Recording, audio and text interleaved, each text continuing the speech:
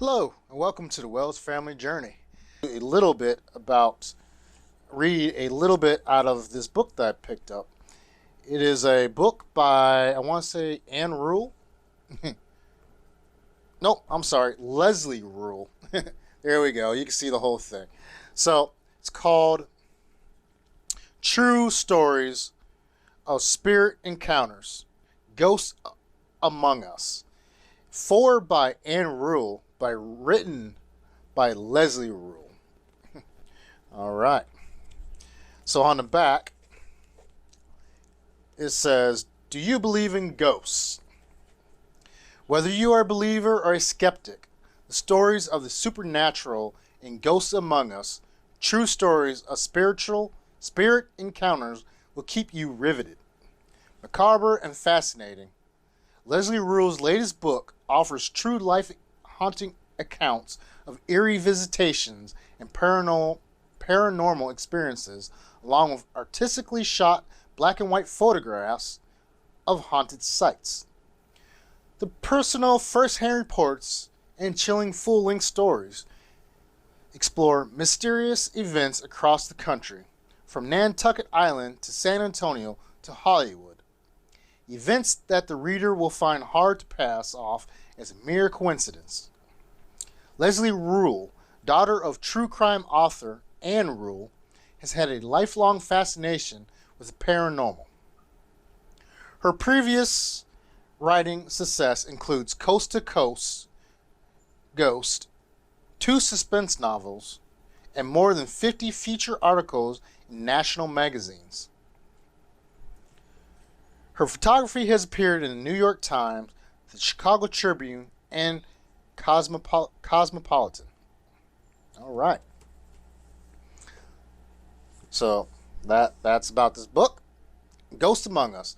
I will be reading one chapter at a time.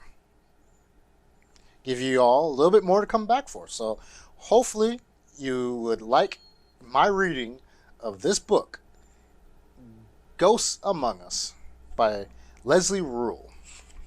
So let us start before it gets too dark.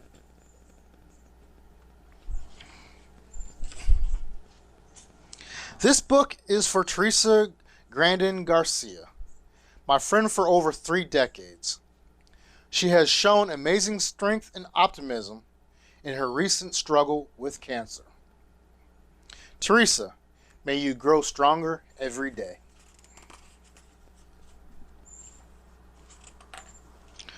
Foreword by Anne Rule. I suspect that if they would admit it, most people have a certain fascination with ghosts, spirits, angels, guides, whatever words they may use to describe outerworldly presence in their lives. Sometimes it is a feeling of an uneasy presence, a sound in the room with no rational explanation, a phone ringing when it is not connected to the wall, or even a thought washing through the brain. Unbidden.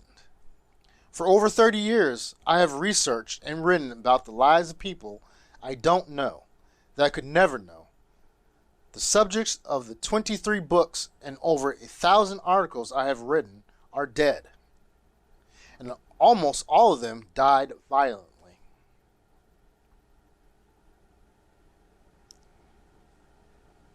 I write about murder cases. If anything could make me believe in ghosts, it is the genre in which I write. I may sound bizarre, but I grow to know my subject better than anyone who knew them in life.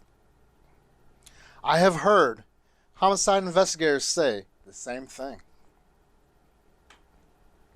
As I work now on Green River Running Red, a true story of a stalking killer who has admitted to taking 48 young women's lives, the dead girls seem to come and go in my office. I have learned their secrets, their fears, their hopes, all the things that ended prematurely and with the whim of a person without conscience. I know their blood types and their DNA patterns. I have seen broken pieces of their pathetically inexpensive jewelry. I can't pronounce that word. Caked with mud. I have quite literally knelt next to their unmarked graves. Their presence doesn't bother me. Instead, it helps me put to my hand and exactly repeat the report I am looking for at a given time. Bear in mind that I have more than 50,000 pages of interviews, evidence, and police follow-up pages. If I didn't have some help from the victims, I think I might be paralyzed with indecision as I try to access the information I need. Although I always try to tell the whole story of a murder case, from the police probe to the trial, and sometimes to the final moment of a death penalty, the most important thing I try to do, is speak for the victims. A high-profile murder suspect is assured of becoming a pseudo celebrity. He will have his chance to be on television screens across America in the headlines of newspapers and tabloids. He can tell his story from the witness stand in a court of law. If he's really infamous, he will surely have producers anxious to film a miniseries or two about his life. The victims don't have that, because they are dead and gone. They appear in one-dimensional photographs, and they cannot tell what really happened during the last moments of their lives. Someone else must speak for them, whether it is a district attorney or a witness for the prosecution, or someone like me. If it is not all unusual for homicide victims to come back with messages for the people they never got to say goodbye to. So many of their parents have told me of dreams that were much too real to be just dreams. Only yesterday, a mother spoke to me about her daughter came to her at a time when her grief was so intense that she thought she herself would die of pain. It was a dream, a wonderful dream. She smiled her wonderful smile and touched my arm. She told me that everything was all right, that she was fine, and that I must not cry. It was going to be okay, even though I might not believe her right away. When the morning mother woke up, she didn't know if her weakened state was reality, or if the lovely dream was the real world. She would certainly have grief and pain for the rest of her life because her daughter was gone. But she was also left with the absolute belief that one day her lost child would come back for her and help her to cross over. Because I spend my days thinking about how thin the dividers are between life and death, and not in a morbid way at all, I am probably more receptive to ghostly visits than most people are. And I think it makes it easier for people to tell me their own ghost stories. They know I won't laugh at them or think they don't have both oars in the water. It's been 30 years since a pretty blue-eyed 13-year-old girl named Jana left her mother's apartment to walk down a path to the grounds of a lodge and a golf course where her best friend lived in a mobile home. Jana had promised to water the plants and check to be sure the pipes wouldn't freeze while a friend and her family were away on Christmas visit. Detectives were able to determine that Jana did arrive at the trailer, but she never came home. She completely disappeared that morning. Although the investigators followed every lead they could glean, they couldn't find Jana. Some people said she'd ran away, but her mother knew she had no reason to do that. Theirs was a happy home, and she and Jana had been planning to have lunch together on the day her daughter vanished. No arguments, no fights, no problems. Desperate, Jana's mother agreed to consult a psychic who was related to a friend. The seer asked to have sealed a sealed paper bag holding some of Jana's possessions. Her vision of where Jana wasn't encouraging. Gently, she said that Jana was no longer alive. Her earthly body was quite some distance from home. She's in a place with trees, a pond, and fallen logs, the woman said. There were so many places like that in the Northwest where their family lived. Jana's mother began to feel that her missing daughter was trying her best to tell her something, maybe to find her. Too many times for it to be someone with the wrong apartment number. There were knocks on the front door at night, but when she opened it, there was no one there. Once in the most chilling phenomena, a friend of the family named Linda was combing her hair, looking in a mirror in Jana's mother's apartment. As she looked at her own image, there was the sound of a familiar knock on the door. But this time, Linda became aware of another face in the mirror. Someone was standing behind her, looking over her shoulder. Linda had never met Jana, but she had seen her photographs. The other face in the mirror was Jana. She hovered there for a moment or two and then faded away. I had the feeling, Linda said later, that Jana was saying, "Come and find me." 20 months after Jana disappeared, a member of a large commune, which is located about 15 miles from where Jana had lived, were strolling through a wooded area when he saw a skull resting atop the earth at the base of a cherry tree. The skull, which bore traces of cedar fronds and swamp cabbage, had come from a swampy area, had even been submerged in water, perhaps for a long time, but something or someone had brought it into the light and left it in the sunshine beneath the cherry tree. By comparing dental records, forensic scientists confirmed that Jana had finally been found. There were no more knocks at her door. There were no more knocks at her mother's door, and no more floating faces in the mirrors. The groundkeepers of the golf course where Jana vanished committed suicide when the police approached them. Whether he was Jana's killer, no one knows. Even today, there are rumors that boys who were teenagers at the time carry some guilty knowledge of Jana's death. Time, as it always does, will tell. The older I get, the more I wonder how big a part ghosts play in our lives. I try not to judge less and wonder more. In this book, my daughter Leslie writes about many cases that cannot be explained away by the realities that we tend to accept as proof.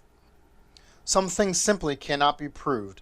It must be taken on faith and with the knowledge that human beings know so little about life and death. I don't know if I have influenced Leslie. When she was a very little girl, I used to read every book about hauntings that I could find in our small town library. But I've never read anything as carefully researched as Leslie's books. She travels back in time, but not in any time machine, to get as close to the source of ghost stories as she can. Our research techniques are quite similar. Only the genres in which we write are different. If you have ever wondered about things that cannot be scientifically proved, I think you will enjoy this book, even more than Coast to Coast Ghosts, Leslie's first journey into the lives of people who came before us. That was the foreword by Anne Rule. Next is the acknowledgments of this book. Ghosts Among Us. Acknowledgments.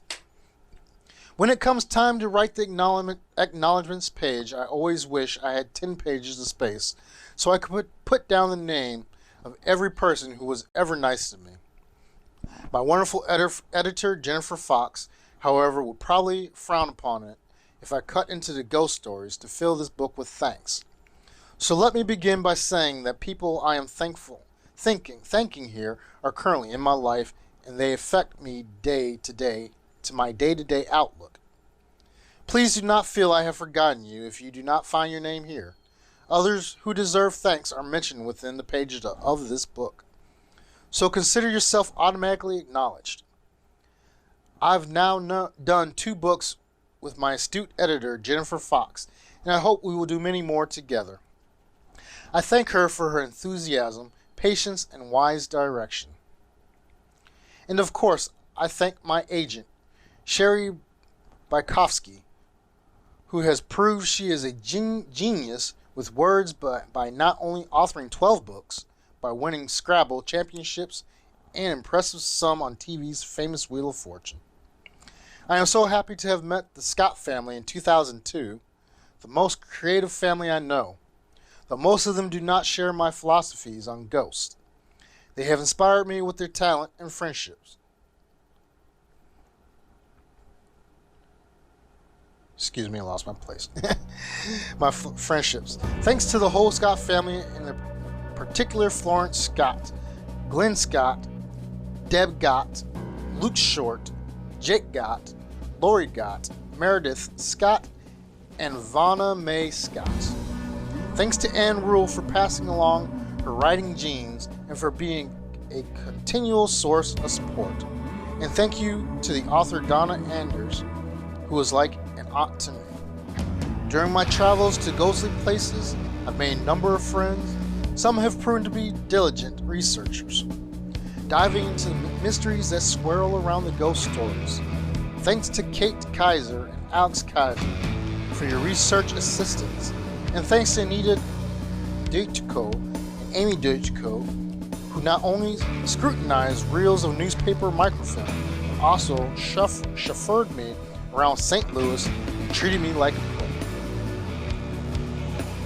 Other people whose kind words and smiles have brought me gladness, including Keitha L. Crane, Shirley Winkleman, Beth Winkleman, Martha Tuthill, Barbara Reich, Kathy Krauser, Greg Seander, Andy Seander, John Mishura, John Knutson, Doug and Sharon Bullis, Kelly McCurtney, Tim King, Kevin Wegner, Celia Settler, Jim and Marge Tottle, Bill and Margaret Ruberg, Savannah Ruberg, Schreiner, Lynn Roan, Janice Owens, Andrea Owens, Philip Owens, April Owens, Joseph Owens, Jeremy Owens, Kimberly Brookins, Chrisanne Gordon, Neil and Nancy Fisher, Sespar Agavri, Jan Gill, Chuck Dwight, Erling Byers, Carmone Rose Key. My gratitude goes to Diana Rhodes and Michelle Johansson. I will always remember your extra dose of support. And as always, my thanks goes to Marianne Burris, who has been in my corner rooting for me for 37 years. That was the first beginning pages. Thank you for tuning in to the Wells Family Journey. I will continue on with this book, A Ghost Among Us, written by Leslie